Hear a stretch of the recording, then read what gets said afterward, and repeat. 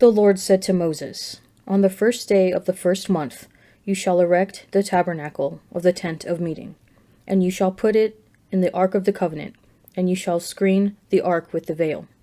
And you shall bring in the table, and set its arrangements in order, and you shall bring in the lampstand, and set up its lamps. And you shall put the golden altar for incense before the ark of the covenant, and set up the screen for the door of the tabernacle.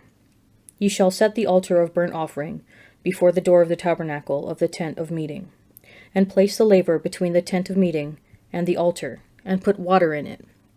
And you shall set up the court round about, and hang up the screen for the gate of the court. Then you shall take the anointing oil, and anoint the tabernacle and all that is in it, and consecrate it and all its furniture, and it shall become holy. You shall also anoint the altar of burnt offering and its utensils, and consecrate the altar, and the altar shall be most holy. You shall also anoint the laver and its base, and consecrate it. Then you shall bring Aaron and his sons to the door of the tent of meeting, and shall wash them with water, and put upon Aaron the holy garments. And you shall anoint him, and consecrate him, that he may serve me as priest. You shall bring his sons also, and put coats on them, and anoint them, as you anointed their father, that they may serve me as priests. And their anointing shall admit them to a perpetual priesthood throughout their generations. Thus did Moses, according to all that the Lord commanded him, so he did. And in the first month, in the second year, on the first day of the month, the tabernacle was erected. Moses erected the tabernacle. He laid its bases, and set up its frames, and put in its poles, and raised up its pillars. And he spread the tent over the tabernacle, and put the covering of the tent over it, as the Lord had commanded Moses. And he took the covenant, and put it into the ark, and put their poles on the ark, and set the mercy seat above on the ark. And he brought the ark into the tabernacle, and set up the veil of the screen, and screened the ark of the covenant, as the Lord had commanded Moses. And he put the table in the tent of meeting on the north side of the tabernacle, outside the veil, and set the bread in order on it before the Lord, as the Lord had commanded Moses. And he put the lampstand in the tent of meeting, opposite the table, on the south side of the tabernacle, and set up the lamps before the Lord, as the Lord had commanded Moses.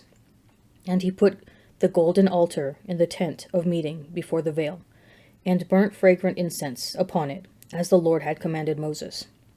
And he put in place the screen for the door of the tabernacle. And he set the altar of burnt offering at the door of the tabernacle of the tent of meeting, and offered upon it the burnt offering and the cereal offering, as the Lord had commanded Moses. And he set the laver between the tent of meeting and the altar, and put water in it for washing, with which Moses and Aaron and his sons washed their hands and their feet. When they went into the tent of meeting, and when they approached the altar, they washed, as the Lord commanded Moses. And he erected the court round the tabernacle and the altar, and set up the screen of the gate of the court, so Moses finished the work. Then the cloud covered the tent of meeting, and the glory of the Lord filled the tabernacle. And Moses was not able to enter the tent of meeting, because the cloud abode upon it, and the glory of the Lord filled the tabernacle. Throughout all their journeys, whenever the cloud was taken up from over the tabernacle, the sons of Israel would go onward. But if the cloud was not taken up, then they did not go onward till the day that it was taken up. For throughout all their journeys, the cloud of the Lord was upon the tabernacle by day, and fire was in it by night, in the sight of all the house of Israel. A Psalm of David. Do not fret because of the wicked. Be not envious of wrongdoers, for they will soon fade like grass, and wither like the green herb. Trust in the Lord and do good, so you will dwell in the land and be nourished in safety. Take delight in the Lord, and he will give you the desires of your heart. Commit your way to the Lord, trust in him, and he will act. He will bring forth your vindication as the light, and your right as the noonday. Be still before the Lord, and wait patiently for him. Do not fret over him who prospers in his way, over the man who carries out evil devices. Refrain from anger and forsake wrath. Do not fret, it tends only to evil.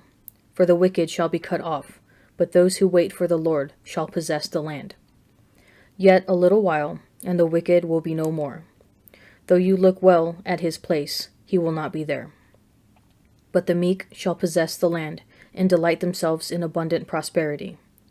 The wicked plots against the righteous, and gnashes his teeth at him, but the Lord laughs at the wicked, for he sees that his day is coming. The wicked draw the sword and bend their bows, to bring down the poor and needy, to slay those who walk uprightly. Their sword shall enter their own heart, and their bows shall be broken. Better is a little that the righteous has than the abundance of many wicked. For the arms of the wicked shall be broken, but the Lord upholds the righteous. Now when Jesus was at Bethany in the house of Simon the leper, a woman came up to him with an alabaster jar of very expensive ointment, and she poured it on his head as he sat at table. But when the disciples saw it, they were indignant, saying, "Why this waste? For this ointment might have been sold for a large sum and given to the poor." But Jesus, aware of this, said to them, "Why do you trouble the woman? For she has done a beautiful thing to me. For you always have the poor with you, but you will not always have me. In pouring this ointment on my body, she has done it to prepare me for burial. Truly, I say to you, wherever this gospel is preached in the whole world, what she has done will be told in memory of her." Then one of the 12, who was called Judas Iscariot, went to the chief priests and said, "What will you give me if I deliver him to you?" And they paid him 30 pieces of silver. And from that moment he sought an opportunity to betray him. Now on the first day of unleavened bread, the disciples came to Jesus, saying, "Where will you have us prepare for you to eat the Passover?" He said, "Go into the city to such a one, and say to him, 'The teacher says, my time is at hand. I will keep the Passover at your house with my disciples.'" And the disciples did as Jesus had directed them, and they prepared the Passover.